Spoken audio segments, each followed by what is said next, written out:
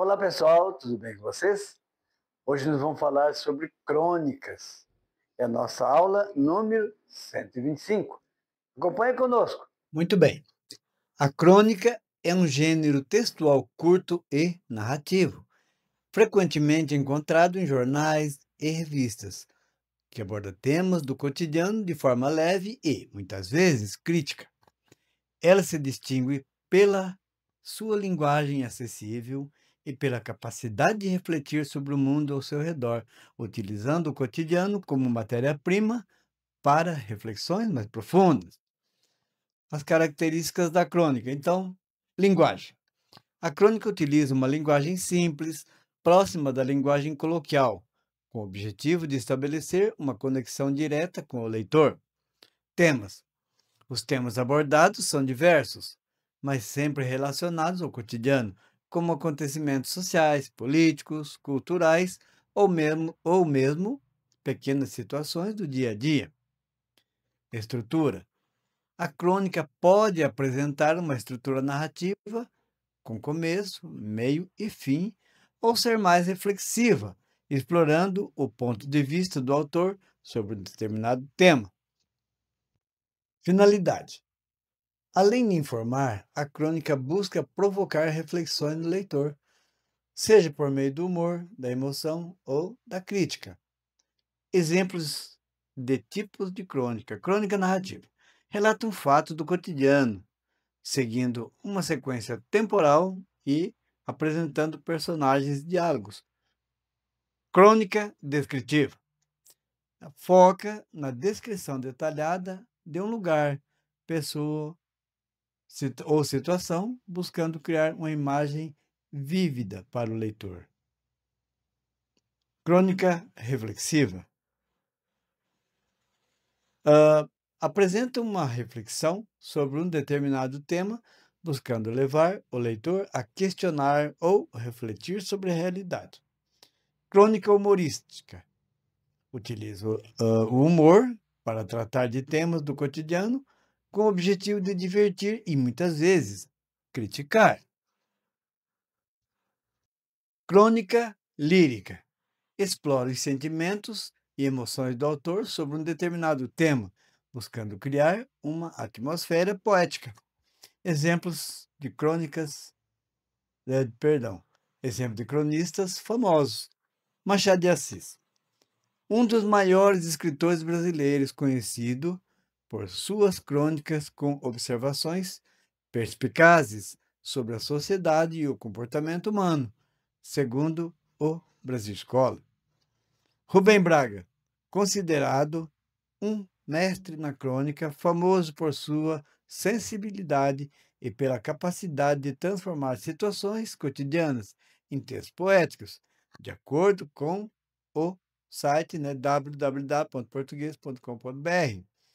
Luiz Fernando Veríssimo, cronista contemporâneo, conhecido por seu humor sutil e suas observações sobre o cotidiano. Esse é de acordo com o Mundo da Educação.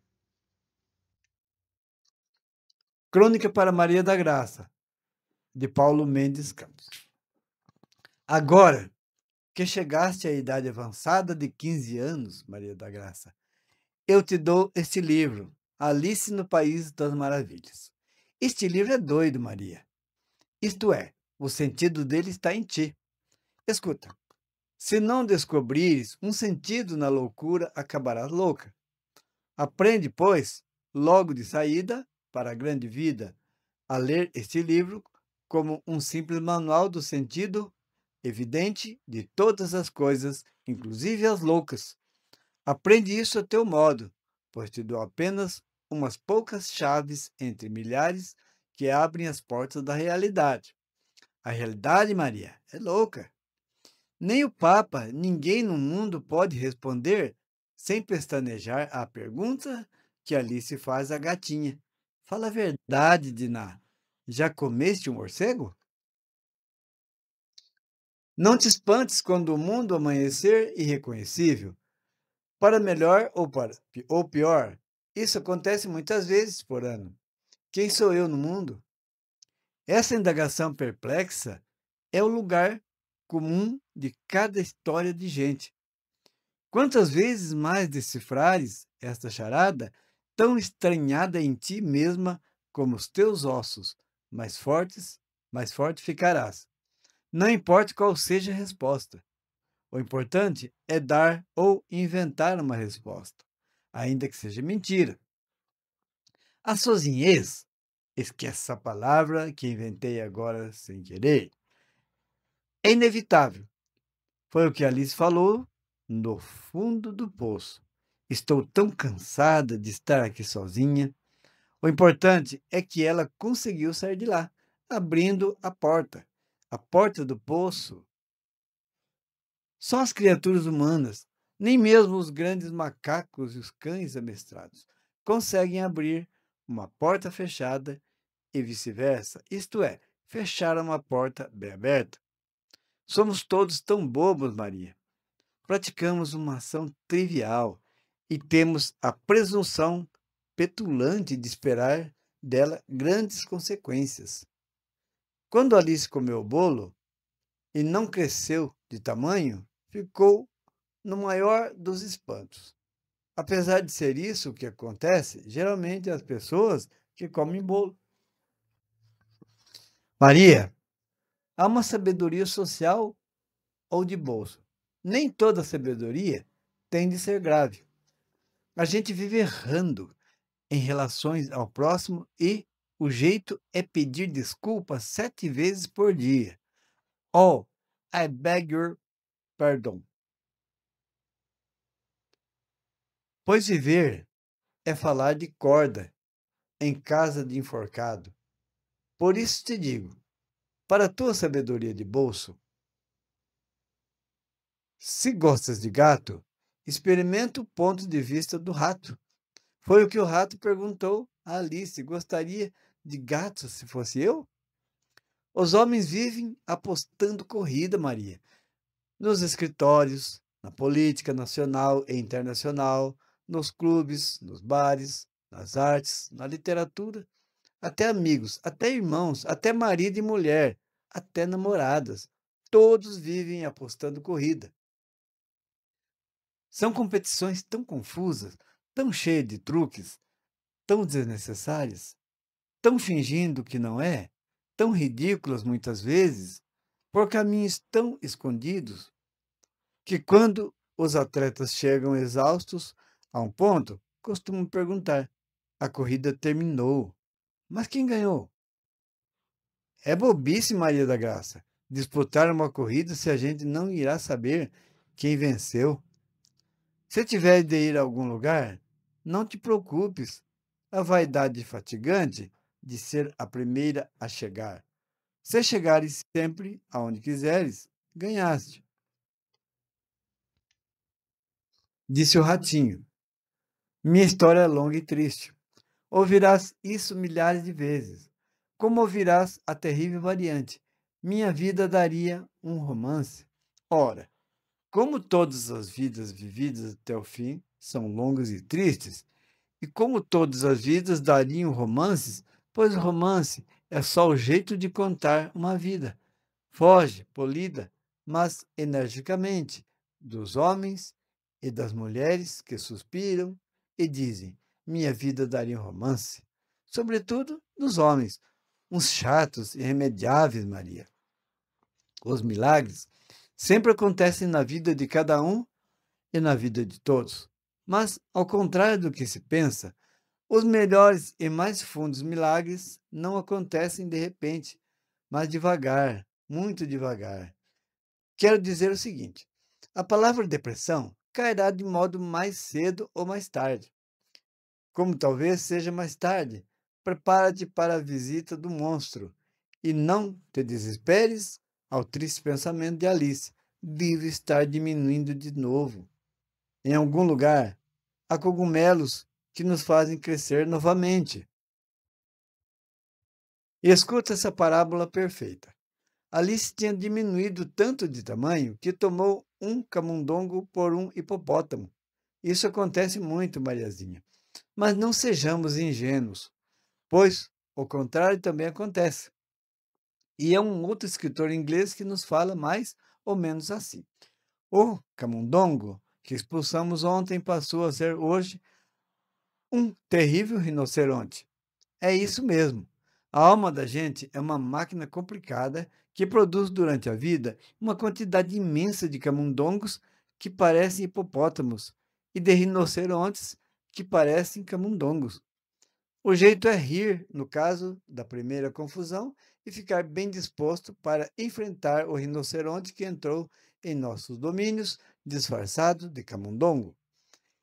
E como tomar o pequeno por grande e o grande por pequeno é sempre meio cômico, nunca devemos perder o bom humor. Toda pessoa deve ter 3 caixas para guardar humor. Uma caixa grande para o humor mais ou menos barato, que a gente gasta na rua com os outros. Uma caixa média para o humor que a gente precisa ter quando está sozinho.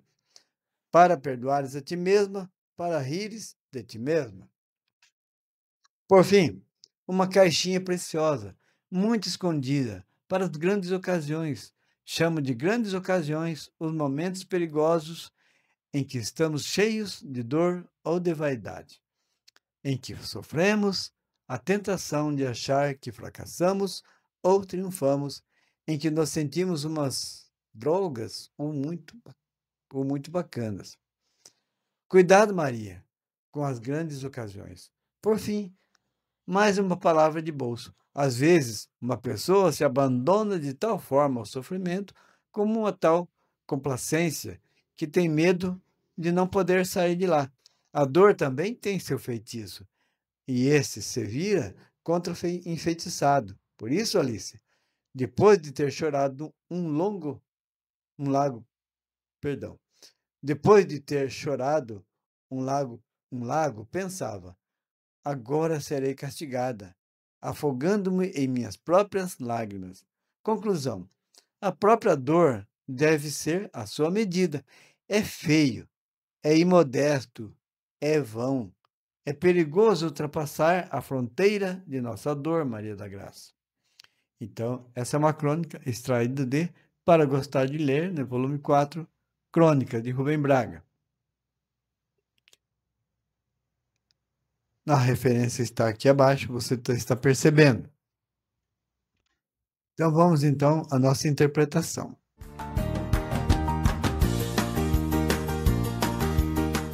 Então, crônica é, letra A, é um conteúdo jornalístico escrito ou falado baseado no testemunho direto dos fatos e situações explicadas em palavras e, numa perspectiva atual, em histórias vividas por pessoas relacionadas ao seu contexto. B.